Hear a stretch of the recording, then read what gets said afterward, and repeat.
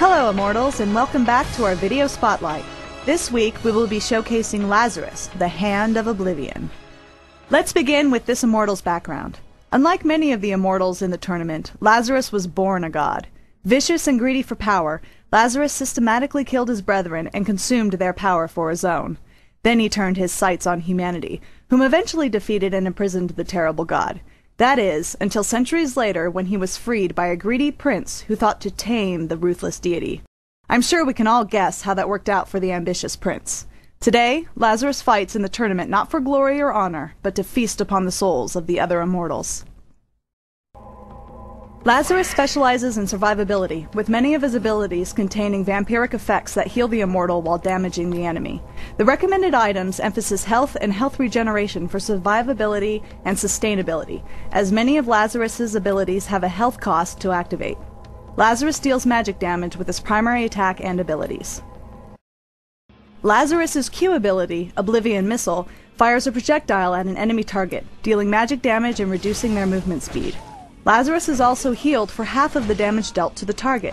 A versatile ability, Oblivion Missile can be used to hamper an enemy's retreat or to gain a quick health boost in the midst of battle.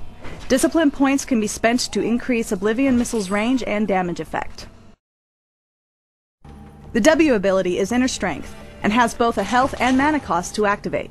This source AoE buff boosts Lazarus's and nearby allies' attack damage for a short duration. Additionally, Lazarus's primary weapon attacks become cleaving strikes, dealing full attack damage to all enemy units caught in the arc of his attack. The E ability is Fate of Darkness. Like the previous ability, Fate of Darkness consumes both health and mana to activate.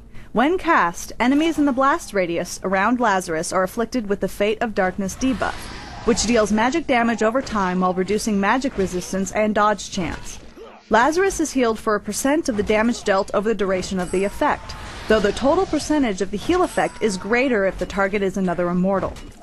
Discipline points will increase the vampiric heal percentage and magic resistance reduction of the debuff effect.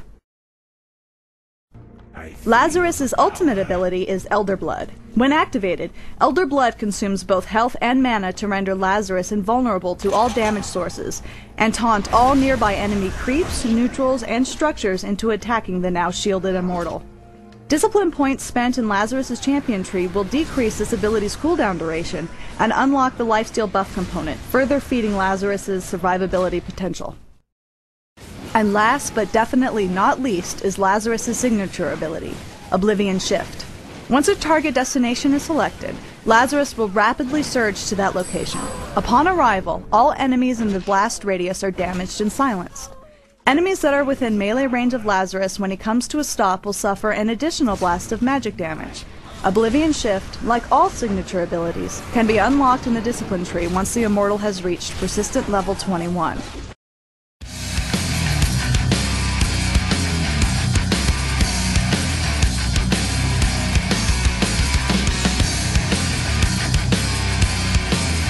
And this brings our Immortal Spotlight to a close. Thanks for watching, and we'll see you next week. To learn more about Rise of Immortals, visit www.riseofimmortals.com and sign up for the open beta now.